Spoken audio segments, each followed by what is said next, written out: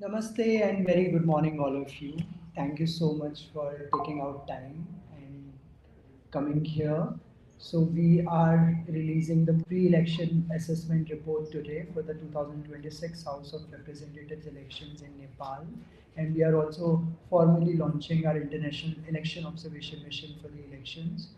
We have with us in the panel Attorney Rona Caridos, who is also head of mission and also one of the electoral analysts for the IEOM. We also have with us Ms. Priza Rosales, Executive Director of ANFREL, Asian Network for Free Elections, and who is also the Mission Director for this mission. Then we have with us Sara Naseem. Sara also served as one of the electoral analysts along with me during the pre-election assessment mission. And I am Manjesh Rana, and I am one of the senior program officers with ANFREL. And for this mission, I am serving as mission coordinator for the pre-election assessment mission. I was one of the electoral analysts. So thank you so much. I'll now request Attorney Rona Caridos to take over from here and introduce the mission. Thank you. Thank you, Dr. Manjesh. Good morning, everyone. Namaste sa Ati Haru. I hope I said that correctly. To my colleagues at the table, I just said hello to our friends in the Nepalese language. This mission of ANFREL that we are launching today is not the first time the organization is with the people of Nepal in an important democratic exercise. ANFREL was present in the 2017 general elections and 2022 federal and provincial elections, which produced comprehensive reports that have hopefully informed democratic reforms. In 2023, Nepal co-hosted with ANFREL the 6th Asian Electoral Stakeholder Forum, which produced the Kathmandu Declaration, which 3 years ago, which meant to strengthen democracy and electoral integrity.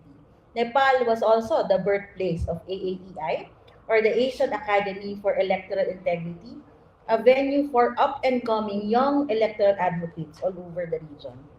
In this momentous election, ANFREL will be again with the people of Nepal for the March 5, 2026 House of Representatives election. Our mission is to independently assess both the overall technical administration of the election and the broader coalitions for political competition within Nepal's evolving democratic context. In light of recent political upheavals and an ongoing institutional recalibration, particular attention will be given to the ECN's preparedness, independence, and public credibility. We will also look at the capacity of state institutions to administer the electoral process in a transparent, accountable, and impartial manner. Beyond procedural compliance, the IEOM will assess whether the electoral framework and its implementation contribute to restoring trust, public trust in democratic institutions, and enforcing confidence in political parties as a legitimate vehicle for representation and governance. Particular emphasis will be placed on political inclusion, including the meaningful participation of youth, women, Dalits, Janajati, persons with disabilities, LGBTQIA+ communities, and displaced persons, as well as the integrity of the information environment. This mission will evaluate related regulatory measures on electoral discourse, political campaigning, voter access to information, and the overall fairness of the electoral competition. To talk more in detail about this mission, let me call Ms. Lisa Rosales, the Mission Director and ANFREL's Executive Director. Thank you, Anna. Good morning, everyone, and thank you for making time, especially for this press briefing. Just to add, because for this international election observation mission of ANFREL in Nepal, this is fully independent and non-partisan. So we operate separately from any domestic observation initiatives and do not align with any of the political actors, institution, or interests. So our mandate here is guided, of course, by the Declaration of Principles for International Election Observation, and at the same time with the international principles grounded in our long-standing regional commitment to electoral integrity. So to talk about the mission, so this mission is not that big. So we have 20 observers coming from 9 countries. So those 9 countries coming from Bangladesh, India, Indonesia, Maldives, Myanmar, Philippines, Sri Lanka, Thailand, and the United Kingdom. So this diversity, of course, reflects ANFREL's regional character and reinforces the member-based and expert-based nature of our observation. So from 2 days ago, actually, and until on March 8th, so we will be deployed in the 7 provinces covering 35 districts. So in one of the international election observer, they may be covering 2 to 3 districts. So to cover the 35 districts for the actual election deployment. And most recently, just to talk about our involvement here in Nepal. So we were here starting November to engage with high-level courtesy visit, to engage with key stakeholders, and better understand the evolving political and electoral context. So during the visit, of course, we have met the Prime Minister, we have met senior officials coming from the Election Commission of Nepal, as well as representatives from different government institutions, civil society, and of course, the diplomatic community.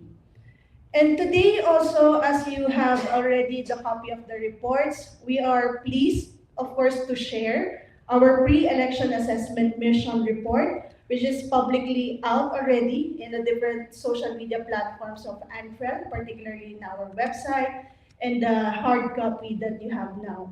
So allow me to briefly highlight what we already saw for the past month, actually, that we did our pre-election assessment. In the pre-election assessment, we have highlighted 6 findings, 6 core findings touching on election administration, political competition, the persistent problems that we've been seeing since 2017, the problem on political finance, inclusion, and participation, so those two. And at the same time, the emerging and evolving problem with regard to information environment. And the last one is part of our core mandate with regard to citizen observation. So let me talk about two out of the 6 findings, and my colleagues, Dr. Manjesh and Sarah, will talk about the 4 other findings. So let me start with election administration. Of course, we talk regularly with the Election Commission of Nepal. We have highlighted in the report that we found the election administration operationally on track. But of course, coming from the different stakeholders, the compliance remains fragile.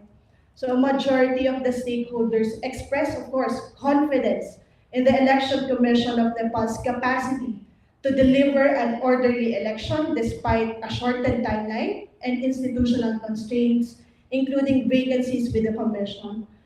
But of course, we are highlighting that preparations, the credibility benchmark depends not only on the operational readiness, but of course on consistent, neutral, and timely enforcement, particularly what is the crucial right now with regard to the period. It is the enforcement of the code of conduct and the safeguards against intimidation, interference, and coercion. So our message today, of course, it is simple that operational preparedness must be matched by consistent and neutral and impartial enforcement. So credibility will not only depend on logistics, but it is also trust, fairness, and equal protection under the rules. Another finding is with regard to domestic observation. Of course, it is one of the core mandates of ANFREL on how to strengthen and rebuild the trust among civil society groups and different domestic election observation groups. So of course, we have noted that domestic observation in Nepal is substantial in presence, having 36 accredited domestic observation groups for the 2026 elections. Of course, it reflects strong civic engagement and demand for electoral scrutiny. But of course, we are facing the same problem with having limited resources in order to deploy a lot of observers for election day. But we also want to highlight, of course, the need with regard to strengthening the capacity building program for citizen observation and how on how citizen observation shall be done in a very systematic and methodological way to present findings and to produce reforms afterward. So this matters because credible citizen observation, it strengthens transparency and public confidence, and it can be done if it is coupled and implemented by proper methodology and coordinated and capable documenting patterns, especially during sensitive processes such as opening, closing, counting, and tabulation, and how to pursue reforms afterwards. So those are the two findings with regard to election administration and citizen observation. So allow me to pass on the microphone to Dr. Manchesh, who will be talking about political competition and at the same time inclusion and participation. Thank you so much, Brisa. So I'll straight away start sharing the findings regarding the political competition as well as inclusivity that we observed during the pre-election assessment mission. So to begin with, the mission finds that the political competition is expanding in form, yet representation and internal access both remain constrained by old gatekeepers. So stakeholders described and ANFREL also observed during the mission that it's certainly a crowded contest with more parties, lots of independent candidates, and the campaigns are also adopting youth forward branding in the post protest environment. But there is always a however. So this does not automatically translate into meaningful youth entry and influence as candidates, minimum age thresholds, centralized party nominations, electability filters, and also resource dependence because you need lots of money to contest elections. So they continue to shape who can realistically contest in Nepal elections.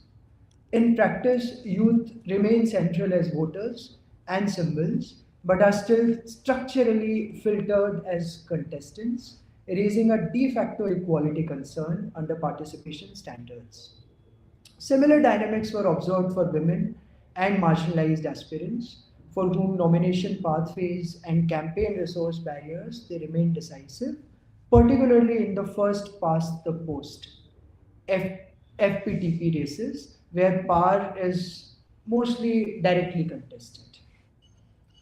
Talking about the inclusiveness in the elections, the pre-election assessment mission finds that inclusion framework are well established through their practical though their practical implementation remains to a large extent limited, with persistent barriers for women, persons with disabilities, elderly voters, indigenous nationalities, Dalits, marginalized communities, as well as mobile and migrant voters.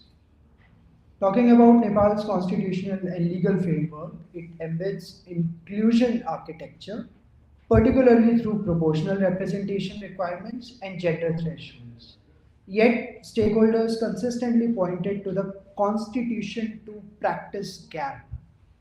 Practical barriers include uneven access to documentation, limited accessibility of polling sites and information formats, and also insufficiently tailored voter education, which is not in all the languages, which doesn't particularly tailor all the groups, especially the vulnerable sectors.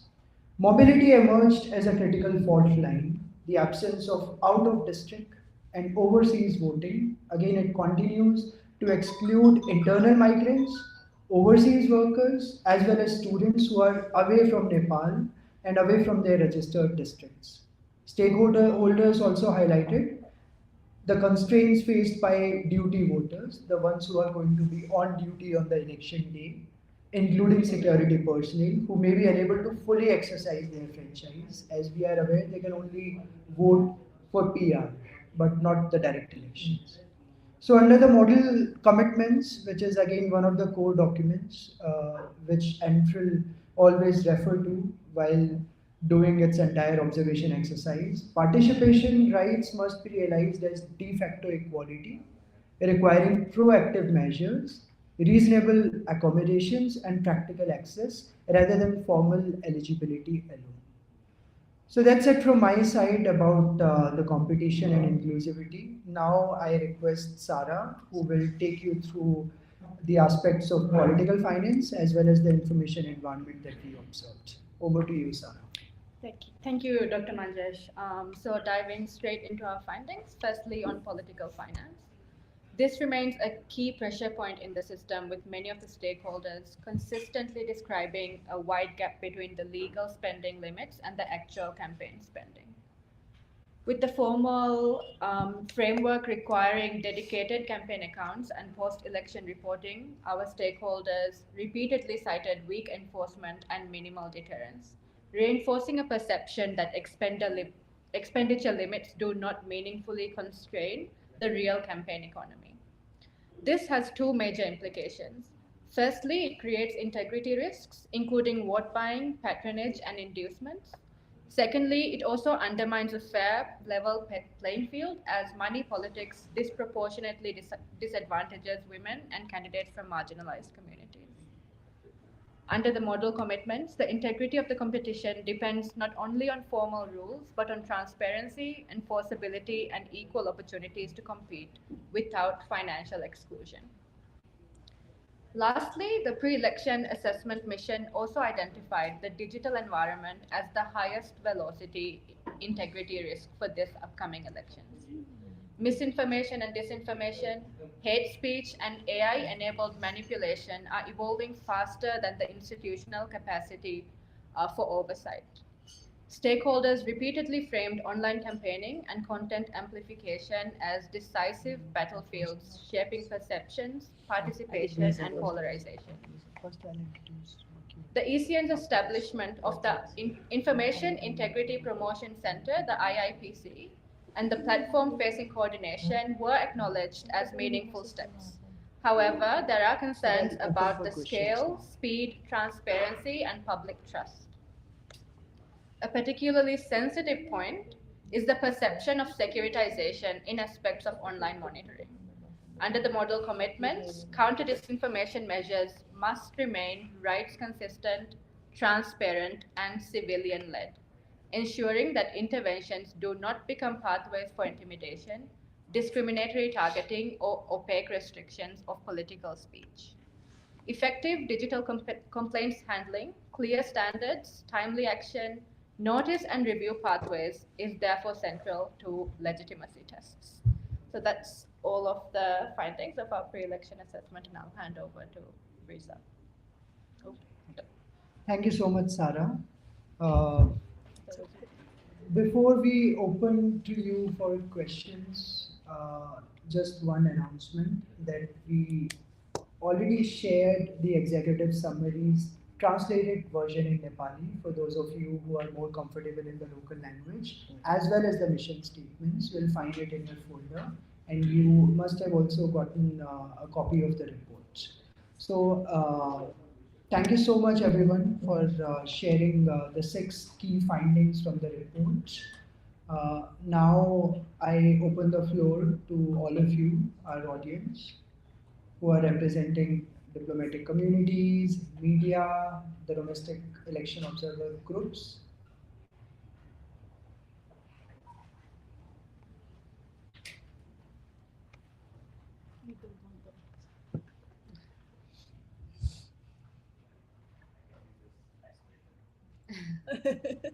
Break dance.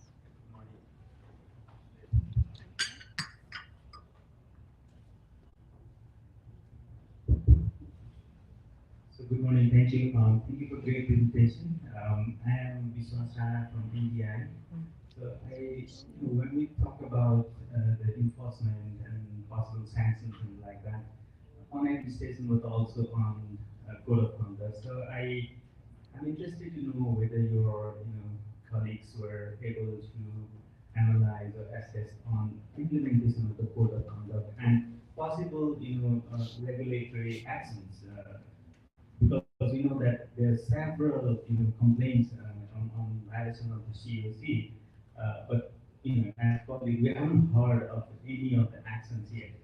And is that something you have looked upon? So maybe you can shed light on if you have. Yeah, thank you.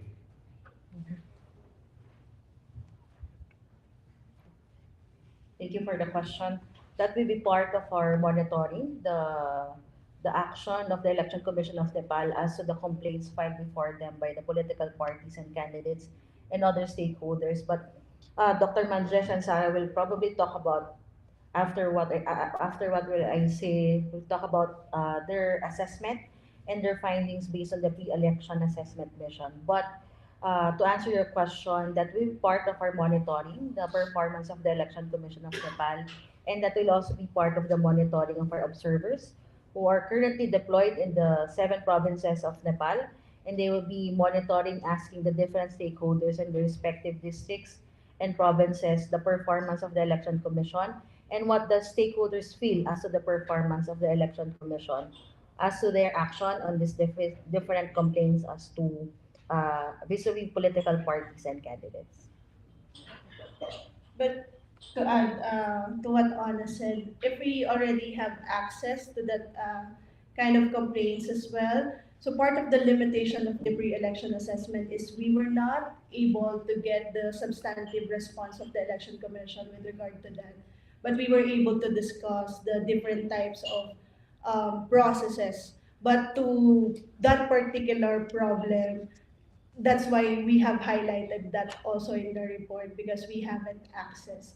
And there's no, as to our monitoring, there was no public communication about the updates on what is happening on the complaints. So that's what we got from now. And we will continue, of course, to ask them. They know about that. We're being very, very transparent with them. If we can talk about that in the days to come, so we can more discuss with regard to the data and information that they already have. Thank you.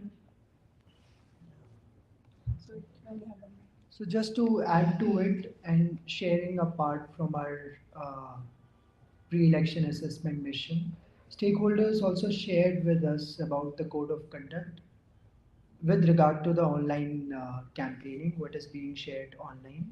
So we did notice that ECN has developed a strong code of conduct in relation to online campaigns, but challenges to monitoring and enforcement continue to undermine the effectiveness of these initiatives. So we are aware about the loopholes and about what's happening on the ground. The team is already in the field now and will start getting the data. So it's majorly the part of this observation that we started from today onwards. But thank you so much for the ice-breaking question. We really needed that. The hardest question, always.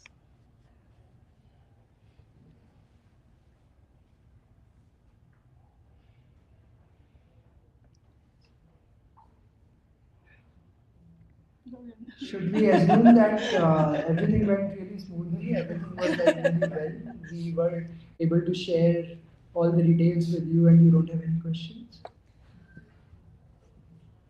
That's a good assumption.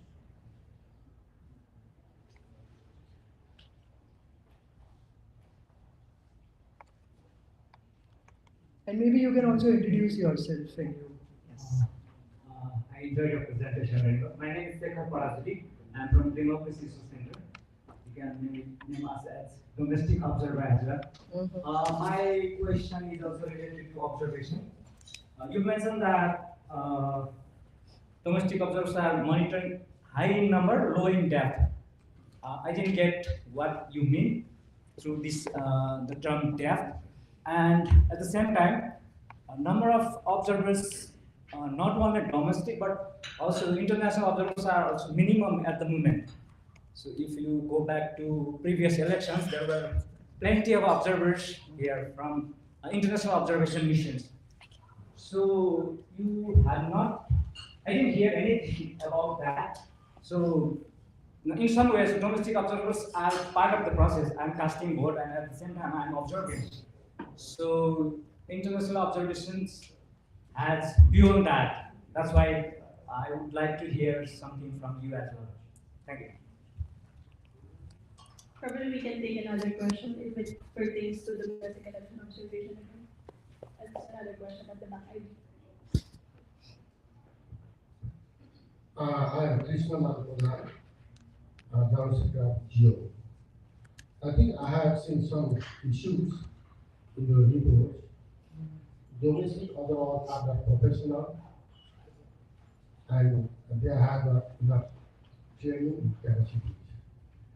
How you produce this point? You knew professionally conducting the election observation for the last 40 years. Even now, you mobilized 400 observers all over Nepal.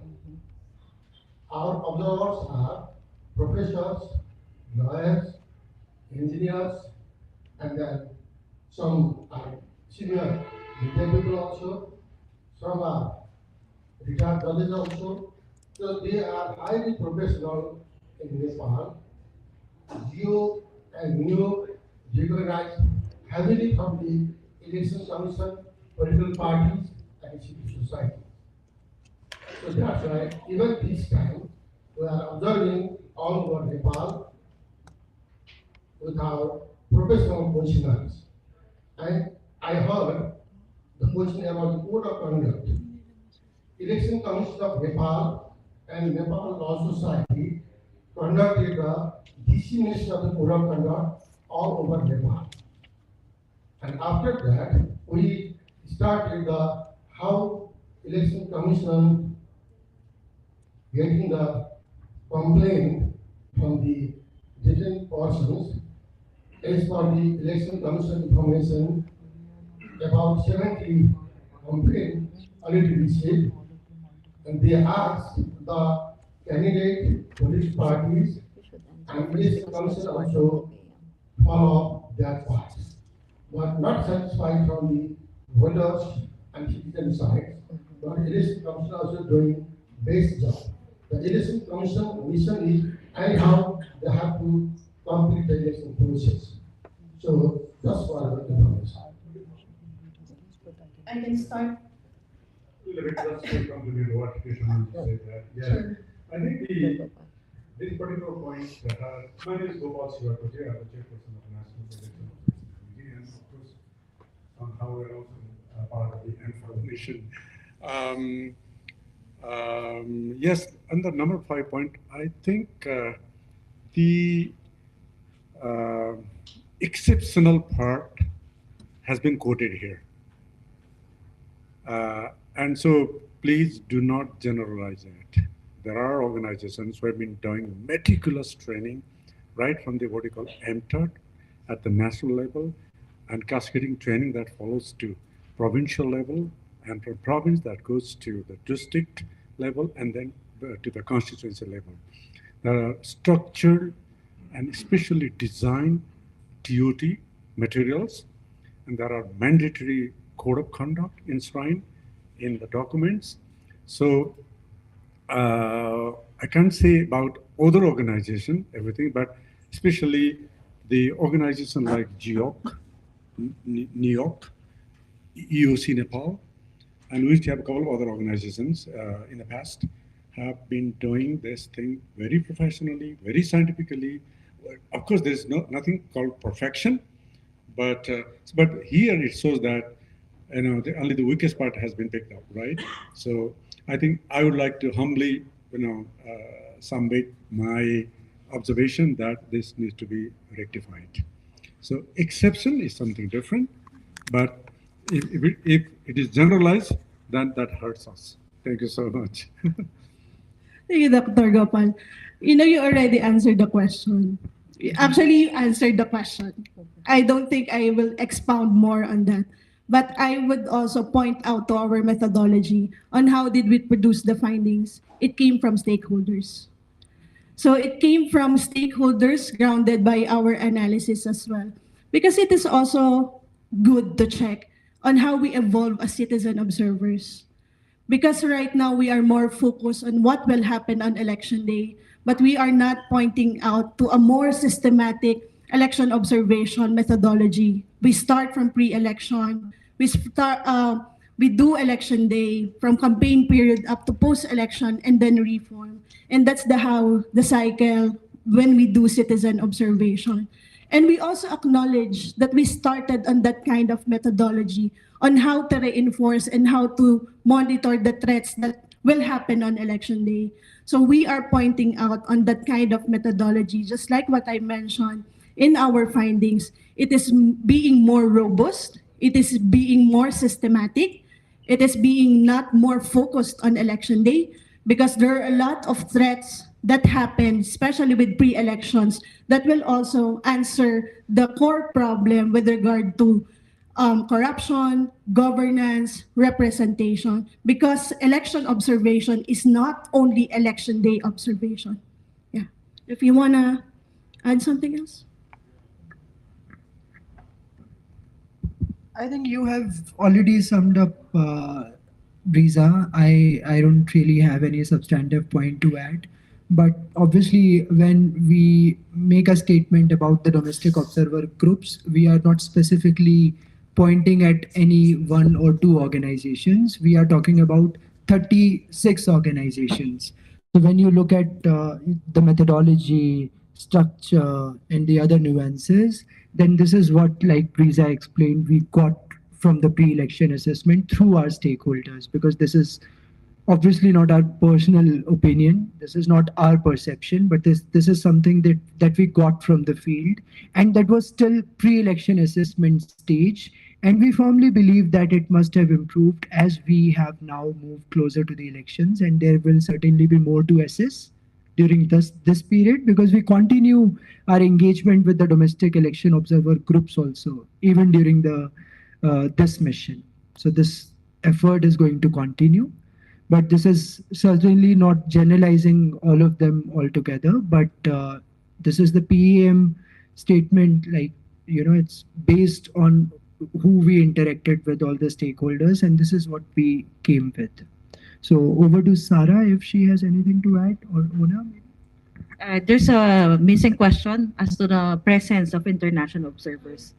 So there was a question on why there's a few international observers this election compared to the 2022 general election. And I think it has to do with the timing. We should be aware of the other elections in the region as well, the Thailand elections, the Bangladesh elections, and also the limited time window of preparation for international election observation groups.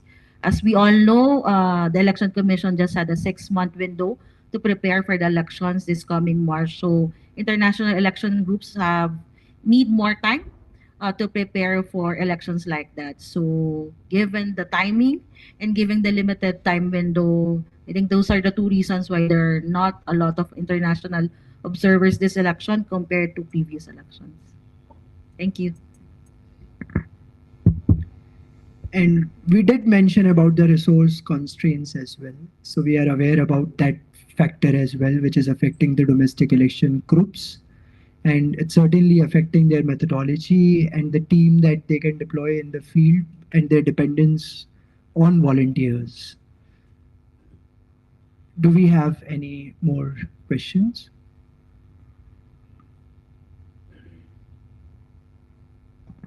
Maybe after this, we can also take some questions from our friends from media. Okay, good morning. I'm Siva. I'm from EU delegation.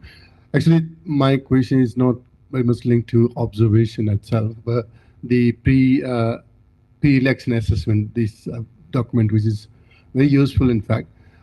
You also explain about the equal participation of, even if we are not talking that much about out-of-country voting, out of constituency voting, you have also kind of included some observations.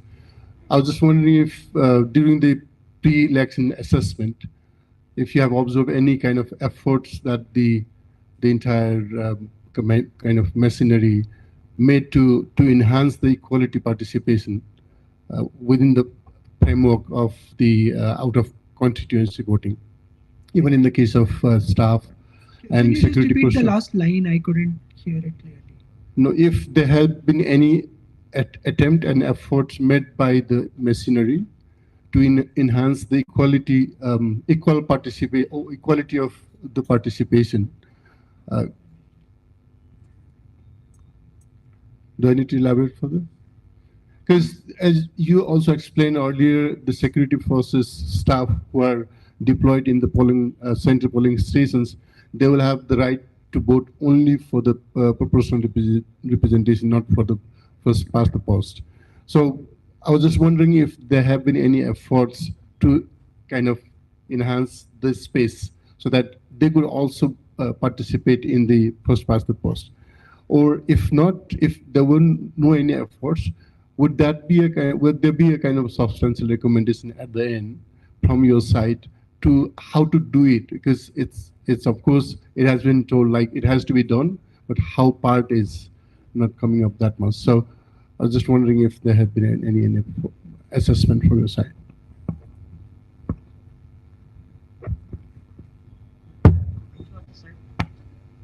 I'll start with out-of-country voting. We've been hearing that since 2018. I was backtracking ANFREL's report since 2018, and the recommendation was first mentioned in that year, citing a Supreme Court decision urging the government to pass a law to put up a legal framework with regard to out-of-country voting, but nothing happened at that time. And I took the opportunity again to take a look on the 2022 report. That's why I highlighted also the problem on political finance and then inclusion. Then I saw out-of-country voting there. When the Election Commission of Nepal was asked during at that time, what is your take with regard to the discussion in the parliament with regard to out-of-country voting, they were citing at that time with regard to operational limitation because they were about to pass or they were discussing about the bill at that time, but ECN mentioned that there's no legal framework as well on how to register overseas voters. So that was the contention of ECN aside from operational limitations. But looking at it, on how do you operationalize it, I would take a look on our experience in Sri Lanka. Because when we were talking about campaign finance law at that time, and right now they're talking about out-of-country voting as well for their 2 million voters. So they're starting the conversation and to build the legal framework and to be sure it will be part of our recommendation, calling out the parliament to take a look on this huge and significant number of voters outside Nepal. Because if we would take a look also in the jurisdiction in South Asia, probably the one providing out-of-country voting right now is Maldives, correct me if I'm wrong, Afghanistan, Bhutan, and then the Southeast Asian countries. It is high time. Sri Lanka is doing that right now. Bangladesh has started it for their February elections. It is high time also for Nepal, and it will be definitely be part of the recommendation, calling out the parliament to take a look and prioritize this kind of reform. I just want to add to what Lisa said, and I will not say that this is a good model. That back in the Philippines, we implemented also online voting or internet voting for our overseas voters. So we started that in the last elections, and that will make it more accessible to the overseas voters or out-of-country voters of the country. So that can be a good model that the Parliament of Nepal can think of moving forward after the elections. But answering the out-of-constituency voting, I think the temporary polling stations or the temporary list for the government employees, the detainees, those who are in the hospitals, the senior citizens, that's a good start to enfranchising this kind of voters. But I think one good action that can be done after the election is to also explore voting voting not only in the place that you are registered in, but also voting outside of the place that you are registered in,